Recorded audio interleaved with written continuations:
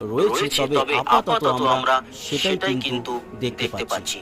এর জেরে প্রায় 150 কিলোমিটার গতিবেগে আঘাত হানতে পারে এই ঘূর্ণিঝড়। সমুদ্রের জলোচ্ছ্বাস চোখে পড়ার মতো দেখা যাবে।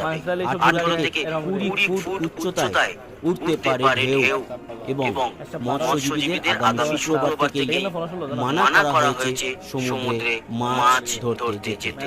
প্রবল বৃষ্টিপাত রয়েছে উপকূল অঞ্চলের লোল্যান্ডে, বেশ ভালোভাবে কিন্তু এর প্রভাব পড়বে এবং জলোচ্ছ্বাসের ফলে আবারও ইয়াস ঘূর্ণিঝড়ের মতো ভাসতে পারে উপকূল। এছাড়া বজ্র বিদ্যুৎ সহ বৃষ্টি থাকবে পুরো বাংলা জুড়ে।